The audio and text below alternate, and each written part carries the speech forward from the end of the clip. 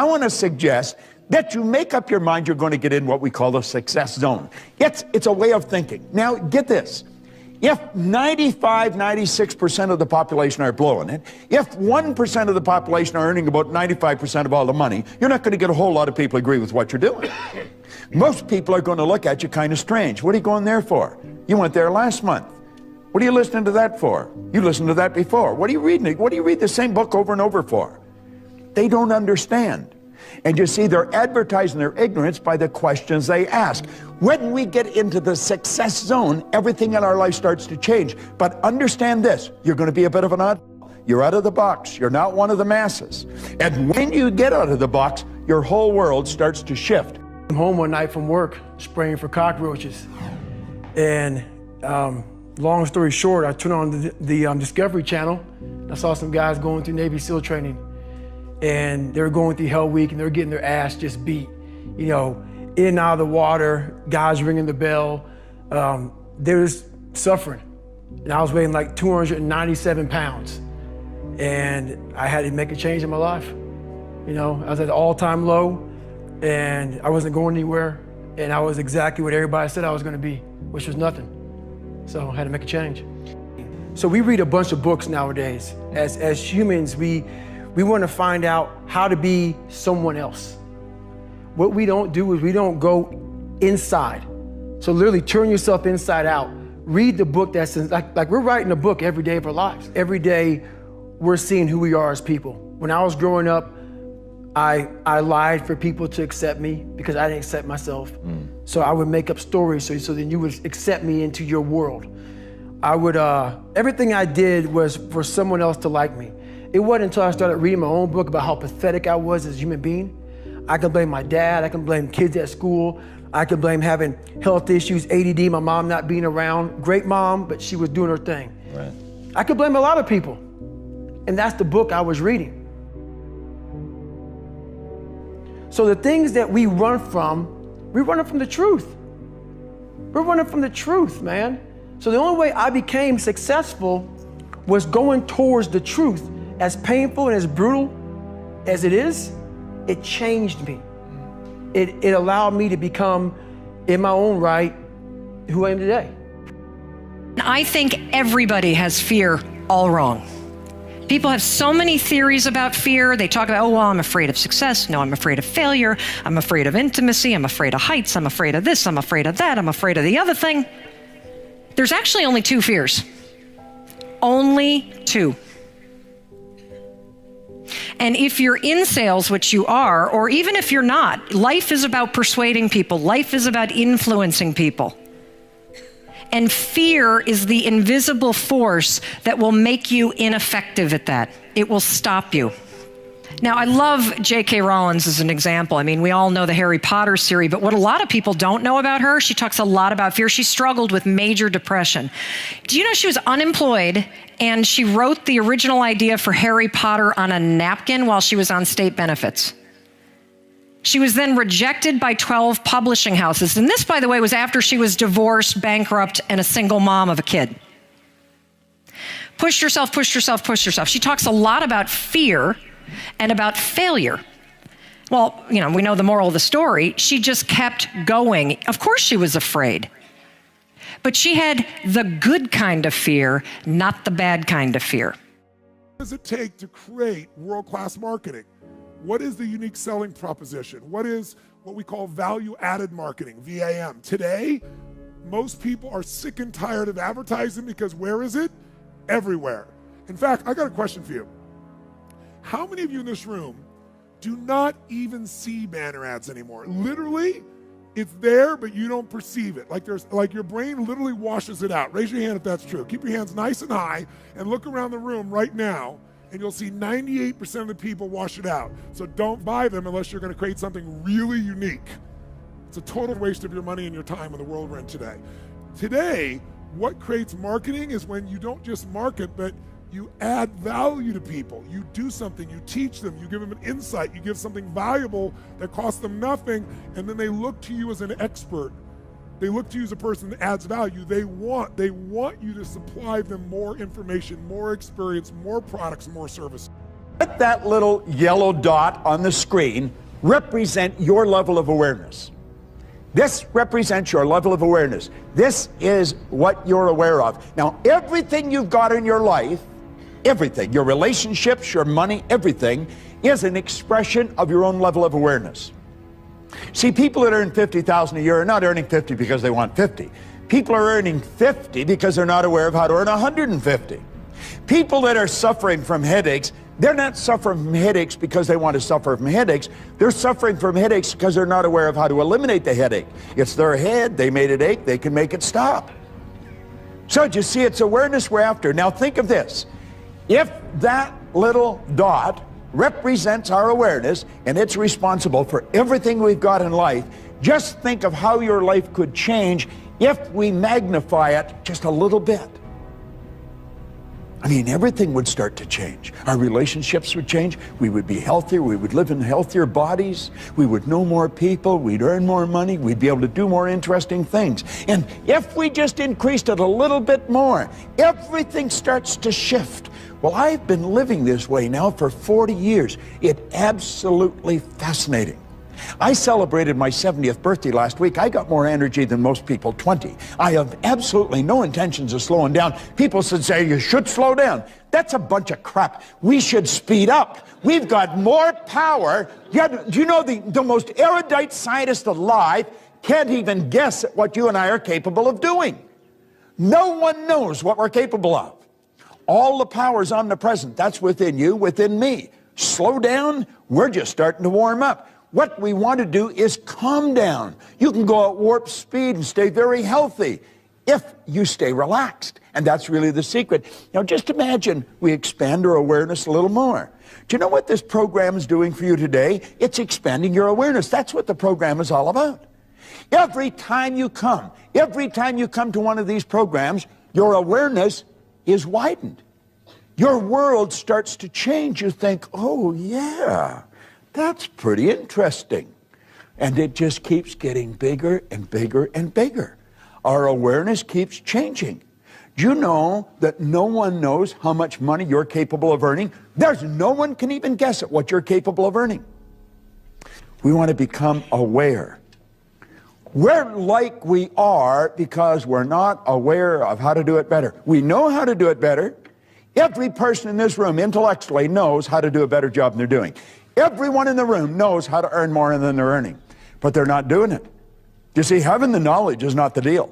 Having the knowledge, I mean, I remember when I was a kid, a school teacher would say to me, Bob, why'd you do that? I'd say, I don't know. What do you mean you don't know? You know better. I know. Why'd you do it? I don't know. I was in the Navy. Every commanding officer, Proctor, why did you do that? I don't know, sir. What do you mean you don't know? You know better. I know. Why'd you do it? I don't know. You see, I didn't know why I was doing things. Do you know that we do things that we don't want to do? It gives us results we don't want to get, yet we do them anyway. Do you know what addiction is? It's never getting enough of what you don't want. Yet a lot of people are addicted to results that they don't want. Why do we keep doing it? You see, I think when we start to see that, that's when we start to become aware of how to take control over our life. And that's really what we want to do. So you see, awareness is the big deal. We want to become aware of the obvious opportunities that are available to us. We are surrounded by opportunity. They're everywhere you go. There is an abundance, there's no shortage of opportunity. We can win, and we can win in a big way. Now, when we lack awareness, we miss the opportunity. I used to always say that, you know, the trick is to be in the right place at the right time. I've been in the right place at the right time many times in my life, but I blew it. You know why? Wasn't aware that I was in the right place at the right time. I had to look back at it. Think of it. There's something else. It's being aware that you're in the right place at the right time is not good enough. You've got to be aware that you're in the right place at the right time. Treat people at the end of the relationship like it's the beginning and there won't be an end. And that's not just your intimate relationship. What if your customers, what if you fell in love with your customers, with your clients, more than your product, more than your company? If your entire life is about meeting their needs, if you would do what for your customers and clients, you would do what? If you love your customers and clients, you do anything, guess what? They're gonna love you. But most people love their customers and clients as long as they buy from them, do what they want, respond to them. And when they don't, they go, that's the end. You want clients for life, not just customers? Fall in love with them. It's a different focus, isn't it? It's a different meaning. And that creates a different life because you make decisions differently from that place. In January '94, we got our 2 stars with 4 black knives and forks. I said to myself, is it within us, me and my team, to win 3 stars? And I believed it was. So we pushed through the year of '94, and in 1995, January, we won our 3 stars in Michelin, me and the team, with 4 black knives and forks. We realized our dream. And we were the first English kitchen or British kitchen to ever win 3 stars in Michelin. I was one small link within that chain. And that's what you have to remember in life. It's others who realize your dreams. It's not you. You're just the Pied Piper. They make your dream, because if they're not prepared to follow you 6 days a week, 18 hours a day, it'll never come true. And so we won our 3 stars, and when the dust had settled, my head chef, Robert Reed, said to me, where do we go from here, Marco? And I said to him, when I was a young boy, Mr. Reed used to tell me about a restaurant in Paris called La Serre, which was the ultimate, because it had 3 stars in Michelin and 5 red knives and forks. I said, we've got 3 stars with 4 black knives and forks. Let's go for 5 red knives and forks. For the next 3 years, we pushed and we pushed and we pushed and we did everything. In January '98, we won our 3 stars with 5 red knives and forks. I'd realized my dream all those years later. And that dream I had when I was 17 years old. I was now 37 years old, so for 20 years, I'd worked to realize my dream. Things don't happen overnight. You have to make the emotional and the personal investment to make your dreams come true. And the truth is, winning 3 stars is got to be without question the most exciting journey of any chef's life. Retaining them is the most boring job in the world. You become this very well-oiled machine. It's no longer personal, it's mechanical, because you're doing 100 covers, 120 covers every night at that 3-star level. And by the time we'd finished, we had 30 plus in the kitchen. We had 30 plus in the restaurant. In total, we had 75, 80 staff for those 100 covers. It's just a well-oiled machine. It's like a Rolls Royce. It's boring. And so then, I was no longer happy. I'd realized my dream. And the truth is, I'd worked hard for 22 years for something that I never wanted. And so I'm sitting there, and I think to myself, what do I do? When I won my 3 stars, I'd walked the head inspector of Michelin to his car. I shook his hands, and what he said to me was, Marco, never forget what made you great. What he was saying to me was, stay behind your stove. I want you to really stop and take a look at your life. Take an honest look at your life. I was thinking just before I start to make this, we have actually been conditioned to kid with ourselves, to lie to ourselves, to not really take an honest look at the results we're getting. I want you to take a real honest look at your results. And when you look at them, ask yourself, am I living the way I really want to live? You see, most people aren't.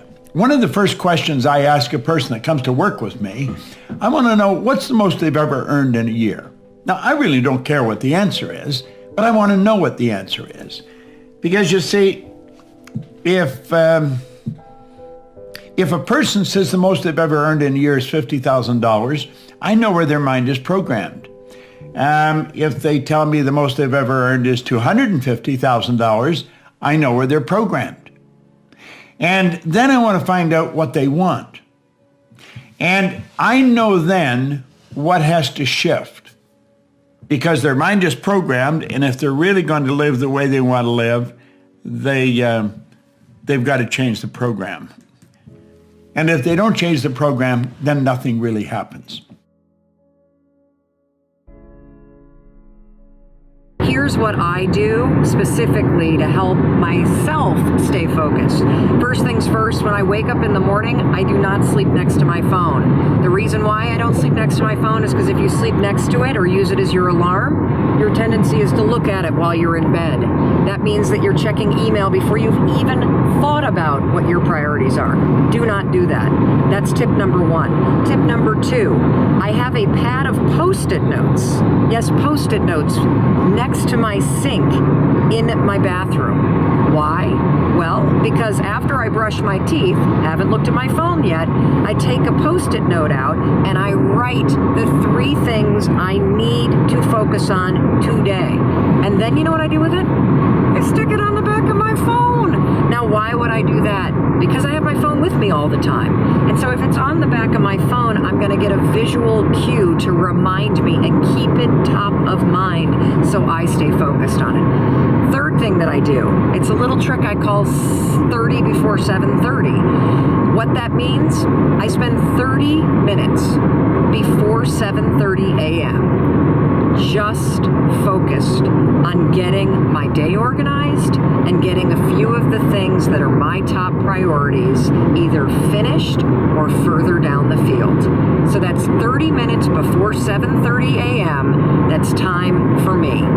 If you utilize those 3 things, don't sleep with your phone, right after you brush your teeth, write out your 3 priorities and stick it on the back of your phone just like this, and spend 30 minutes before 7:30 for yourself, I promise you, you'll be shocked at how much more focused you are and you feel. A boss and there's a leader. Leader get people excited about improving the quality of whatever it is, themselves, their work, whatever they're doing.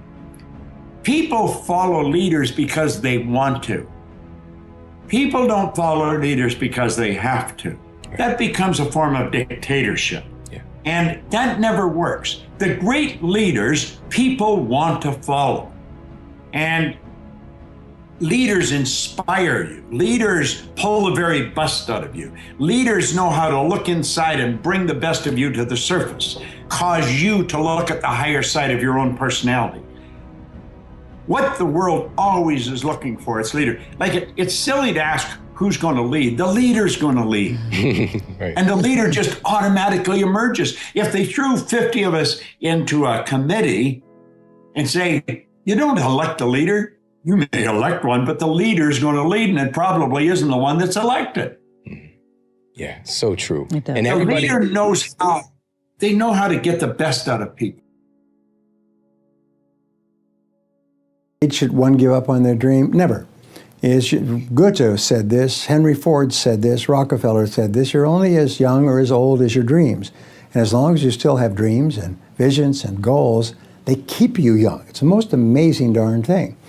One of the great stories is the story of Kentucky Fried Chicken. Once upon a time, there was a little boy named Harlan, and Harlan was taught by his mother a special recipe down south in the United States on how to make chicken.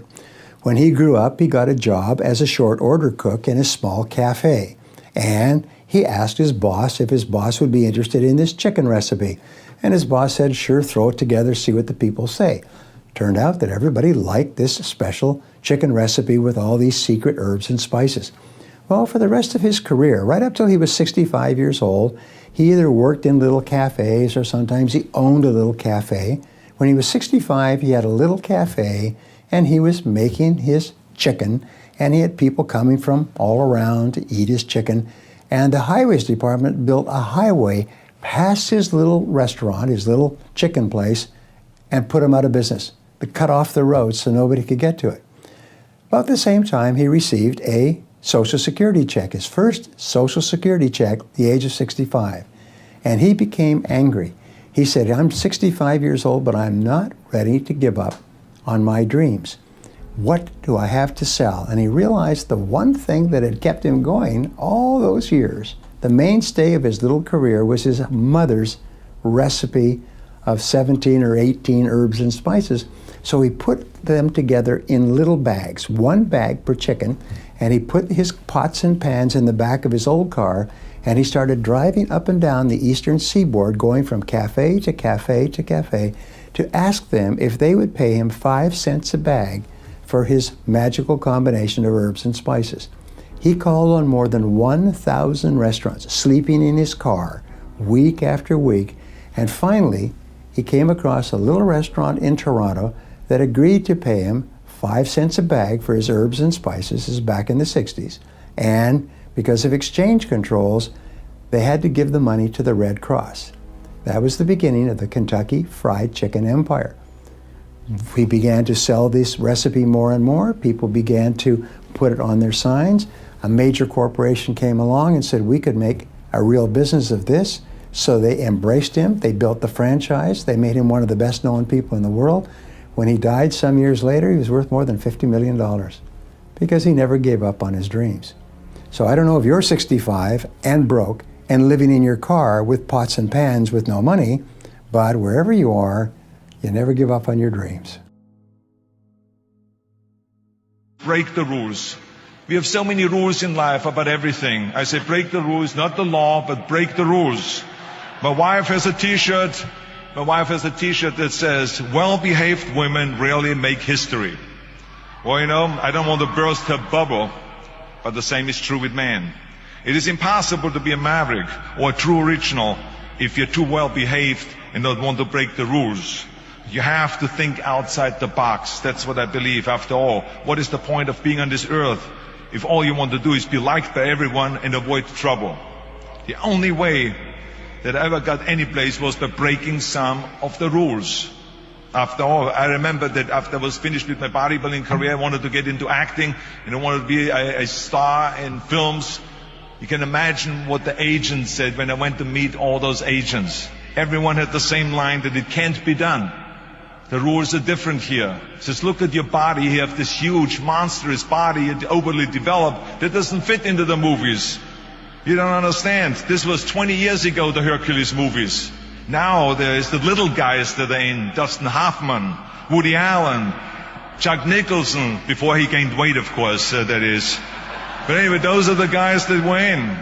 And the agent also complained about my accent. He says, no one ever became a star with an accent like that, especially not with a German accent. And yes, I can imagine with your name, Arnold Schwarzenschnitzel or whatever the name is, on a billboard. Yeah, that's going to draw a lot of tickets and sell a lot of tickets. Yeah, right.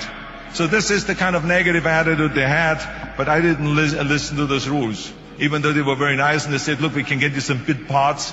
We can get you to be, playing a wrestler or a bouncer. Oh, maybe with your German accent we can get you to be a Nazi officer in Hogan's Heroes or something like that. But, I didn't listen to all this. These were their rules, not my rules. I was convinced I could do it, that if I worked as hard as I did in bodybuilding, 5 hours a day, and I started getting to work, I started taking acting classes, took English classes, took speech classes, dialogue classes, accent removal classes I even took. I remember running around, a fine wine grows on a vine. You see, because Germans had difficulties with the F and the W and the V. So fine wine grows on a vine. I know what some of you now say is, I hope that Arnold got his money back. But let me tell you something. I had a good time doing those things and it really helped me. And finally I broke through. And I started getting the first parts in TV, Streets of San Francisco. Lucille Ball hired me. I made Pumping Iron, Stay Hungry. And then I got the big break in Conan the Barbarian. And there the director said, if we wouldn't have Schwarzenegger, we would have to build one. Now think about that. And then when I did Terminator, I'll be back. Became one of the most famous lines in a movie history, all because of my crazy accent. Now think about it, the things that the agent said will be totally a detriment and will be impossible for me to get a job, all of a sudden became an asset for me. All of those things, my accent, my body and everything. So it just shows you never listen that you can't do something. And you have to work your way up, of course, run for something else first. I mean, it was the same when I ran for governor. The same lines that you have to work your way up, it can't be done. And then, of course, I ran for governor, and the rest, of course, is history. They said you have to start with a small job as mayor, and then as assemblyman, and then as lieutenant governor, and then as governor. And they said, that's the way it works in a political career. I said, I'm not interested in a political career. I want to be a public servant. I want to fix California's problems and bring people together and bring the parties together. So, like I said, I decided to run. I didn't pay attention to the rules, and I made it, and the rest is history. Our rewards in life will always match our service. It's another way of saying, as ye sow, so shall ye reap. And it's been written in many ways, in every language on earth. I like to think of this law in the form of a giant apothecary scale. One of the bowls is marked service, and the other is marked rewards. Now, whatever we put into the bowl marked service, the world will match in the bowl marked rewards. If any person alive is discontented with his rewards, he should examine his service. Action, reaction. As ye sow, so shall ye reap. What you put in will determine what you must get back in return. So simple, so basic, so true, and yet so misunderstood. If a business is not expanding to the quick and exciting tempo of the times, it must examine its contribution, its service. If a person is unhappy with his income, he must examine and reevaluate his service. Never before in the history of the world have human beings been so interdependent. It's as impossible to live without serving others as it would be to live if others were not constantly serving us. In thinking of ways of increasing your service, read books on your specialty. Read what others have found to work well for them. But at the same time, think of original and creative ways of increasing your service, ways that are unique with you and the way you are. Each morning and during the day, ask yourself this question: how can I increase my service today? Knowing that my rewards in life must be in exact proportion to my service. Now do this every day and you will have started to form one of life's most valuable habits. Horace Mann wrote, if any man seeks for greatness, let him forget greatness and ask for truth, and he'll find both. You see, you can cut away all the confusion and complications and nagging worries and vague, half-formed fears by returning to the great truth, the great laws, the great verities on which all success, all accomplishment, the whole world is built. If you're worried about your income or your future, you're concentrating on the wrong end of the scale. Look at the other end. Concern yourself only with increasing your service, with becoming great where you are, and your income and your future will take care of themselves. It's me about human beings, and it fascinates me about myself, is that we have such a high tolerance for suckiness. Isn't it crazy? As long as the suckiness is a routine. But the second you get thrown out of your routine, or the second that, whether it's because you lose a job or somebody moves or somebody dies or somebody breaks up with you or you break, like all of a sudden that awakens the courage in you to make a change. Because you know, either you have no choice or now you got a problem to solve. Yeah. But fighting that inertia of life is the most difficult thing in the world. I ended up getting a job with a law firm because it was the path of least resistance. In Boston. In Boston. Okay. I hated it because I went from being in the courtroom to writing briefs all day. Got it. And luckily I got pregnant with our first daughter, who just is starting college, which makes me feel so ancient. I just want to like punch myself in the face that I have a 18-year-old freshman in college. Congratulations. Thank you. But I got pregnant with her, and when she was born, I had horrific postpartum depression. Wow. I mean, the really scary kind, where you can't be alone with the baby. You're on crazy meds that turn you, not the kind you take recreationally. Yeah. Like, these are the kind that like turn you into a zombie. And it was a really scary thing. And I when I kind of came out of the 8-week trance of that, I looked up at Chris and said, I've made a decision. And he said, okay, what would that be? And I said, I don't ever want to answer the question, what do you do for a living? With the response, I'm a lawyer. And he said, okay. You realize we've just bought this house and we have a kid and we have bills to pay. And he said, so here's the deal. You've got exactly 4 weeks before your maternity leave is over. You need to make $60,000. I don't care what you do for a living. That's your problem. Go solve it. And the night before I was supposed to, so I networked like a crazy person. Because again, if you're a human being with a problem, you'll solve it. Yeah. And so, if it matters enough to you. And so I got a job, and this was the first dot-com boom in Boston. I got a job the night before I was supposed to go back.